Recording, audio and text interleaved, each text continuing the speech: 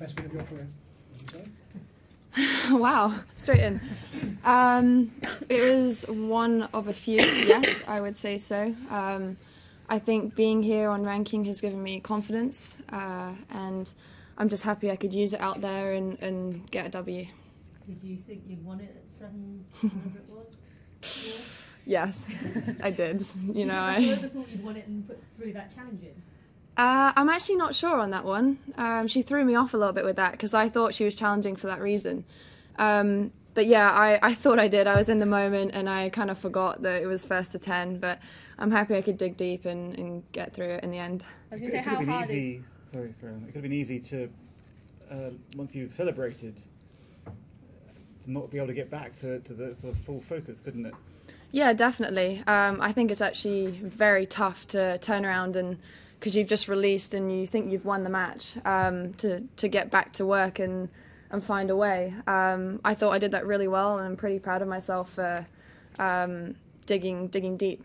Did the umpire remind you at any stage that it was a tie-break first to 10? She actually said it at the end of 6-all. I just didn't hear it because I was so focused in the zone on myself that I didn't process it. Had it come up at all in preparations before the tournament, or just that we mentioned that there'd be a different rule? I'd actually seen it a lot over Twitter and stuff. A lot of people were talking about it, but it's so tough to say what's going to go through your mind at that point. Like I'm fully focused on everything that I'm doing and staying in the process. That it's very difficult to think about that sometimes, as it's a new rule. You've joined David Beckham and Neymar's agency. How did that come about? I've been in contact for a while with one of the agents there. I've known him literally since I was 12, so he's followed me for a long time, and I'm looking forward to partnering with them. Who is that? Sorry, who's the agent? Ross Connolly. Ross Connolly. Do you think you'll meet Beckham and Neymar at some stage? I have absolutely no idea. Would you like to?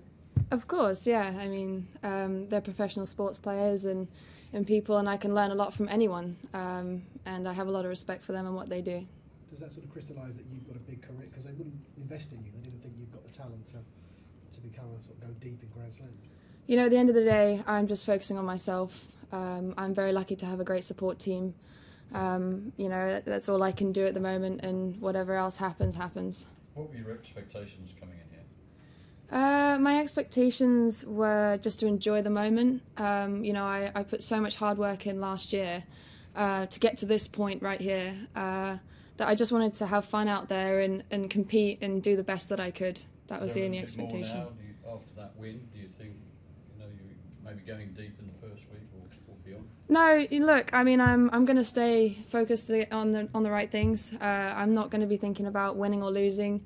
I'm just going to do the same thing every day for the next year and put everything that I have out, and hopefully it goes the right way, and if it doesn't, then I'll learn from it and I'll get better.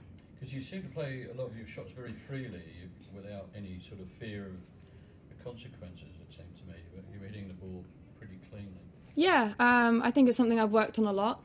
I've focused really hard on just relaxing through the shot and trying to play my way instead of getting caught into someone else's. So I think I did that really well out there today, and I'm going to do the same thing tomorrow or the day after. And how proud are you of the sort of physical side? Because it was hot out there, it was a long match, it was a physical match, but you know, you stayed right there till the end. I've come a long way with that. I actually cramped last year, so to me, I just wanted to get through a match, and I knew it was at a high quality level and I was going to have to fight for it. I think I stayed pretty calm and my body held up really well. I'm just going to do everything I can to get ready for the next couple of days. Your next opponent's someone who's being tipped as a bit of a dark horse to kind of go all the way at slams here. What do you know about her? Have you watched her much? To be honest, I'm still kind of processing right now. I haven't really looked ahead that much. I will do, I'm sure, tomorrow with my team, but that's pretty much where I'm at with it. It looked like you were slightly robbed in that really long game. It's 4-3 third set, fourth break point, bad line call, was it? Yeah, I challenged, yeah. And then the game went against you, and then I think you said a double fault, and we thought that could be crucial, but you put it behind you pretty quickly.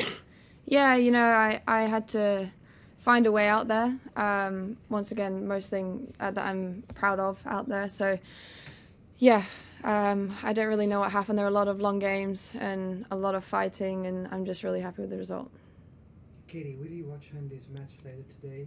Do you hope they will go through? I will most definitely be watching his match later today, and I really hope he plays well. What was your reaction when you heard about the press conference and what he said and how he said it? I was very sad. First, you never want to see a sports player have to go through retiring not on their own terms, and I think that's what everyone's had to see or will see maybe Andy have to go through. So I really hope that he can stay fit and retire the way he wants to. And there's been a lot of talk about how much he said and how much he stood for women's tennis. Do you think it's something that takes him apart from the rest of the men's field, what he said and his ideas about women's tennis and his opinions about it? I think he's an incredible guy. He's such an ambassador for the sport. Everything that he does is so admirable, and it's someone that I've always wanted to be like. All the top guys do the same thing, and I like to see what they do. Just on the celebration, just on the early celebration there, that tie break, have your phone gone off with some messages or people texting you having a bit of a laugh about it? Look, I've got to take it lightheartedly. I ended up getting the win. I probably would have been really devastated had I not. But yeah, a couple of people have mentioned it to me, and I can laugh it off now. But at least I know the rule, so it definitely won't happen again. Would you prefer an advantage set in the decider, or are you happy with the shootout? I think it's a nice change-up. I don't really have too many thoughts on it, to be honest. I play the system and I work with what they tell me to do, and I will always put the best out that I can. It'll be a quiz question now, won't you? The first. Yeah, maybe. We'll find out. Any further questions? Thank you.